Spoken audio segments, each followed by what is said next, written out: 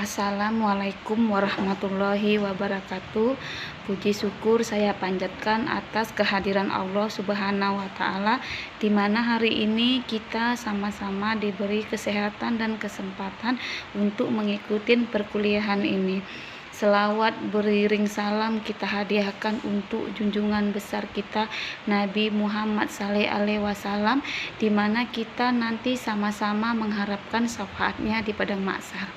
Saya Dewi Puspitasari, mahasiswi Universitas Pembangunan Pancabudi Medan, Prodi Pendidikan Islam Anak Usia Dini, NPM 1910210037. Tujuan saya membuat video pembelajaran ini untuk memenuhi tugas akhir mata kuliah anak berkebutuhan khusus dosen pembimbing Ibu Rita Novianti.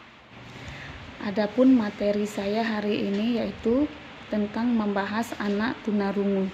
Anak tunarungu adalah anak yang kehilangan seluruh atau sebagian daya pendengarannya sehingga tidak atau kurang mampu berkomunikasi secara verbal. Walaupun telah diberikan pertolongan dengan alat bantu dengar, masih tetap memerlukan pelayanan pendidikan khusus.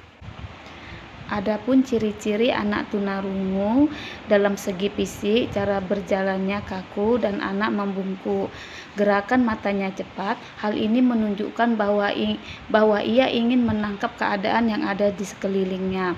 Gerakan kaki dan tangannya sangat cepat atau kidal. Hal tersebut tampak dalam mengadakan komunikasi dengan gerak isyarat. Pernapasannya pendek dan agak terganggu.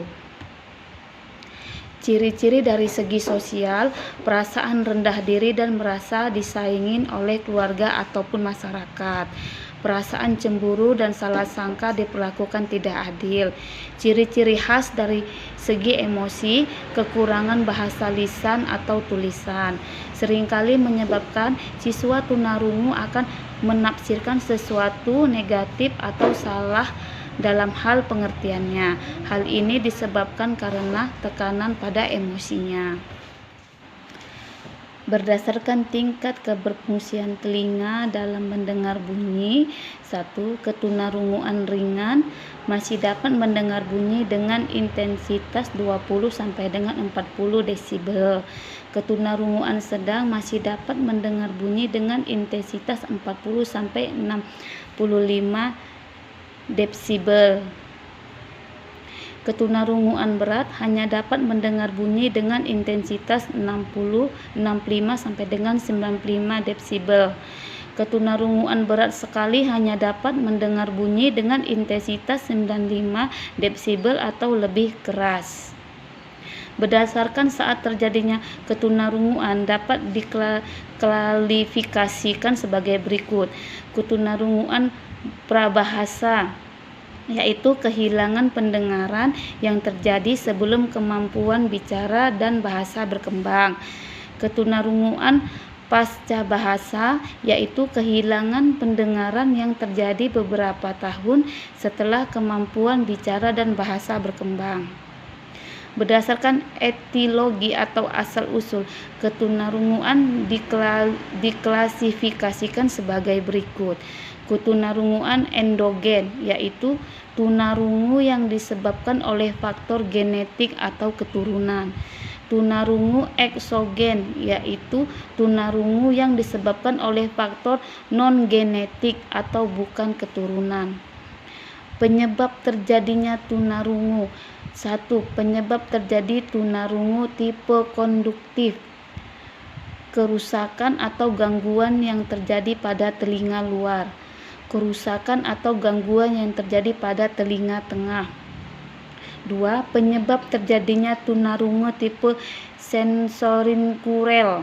Ketunarunguan yang disebabkan oleh faktor genetik atau keturunan. Maksudnya bahwa keturunan tersebut disebabkan oleh gen keturunan yang menurunkan dari orang tua kepada anak. Dari materi yang saya bacakan tadi, dapat disimpulkan bahwa tunarungu terjadi dari dua faktor, yaitu faktor endogen atau yang disebabkan dari keturunan atau genetik. Yang kedua, faktor eksogen atau tunarungu yang disebabkan oleh faktor non-genetik atau bukan keturunan. Adapun penyebab terjadinya tunarungu yaitu adanya kerusakan gangguan yang terjadi pada telinga luar dan telinga tengah. Demikian video pembelajaran ini saya buat. Bila ada kata-kata yang salah, saya mohon maaf karena kesempurnaan hanyalah milik Allah Subhanahu wa taala dan kita manusia tidak luput dari dosa dan hilaf. Saya tutup dengan mengucapkan Assalamualaikum warahmatullahi wabarakatuh.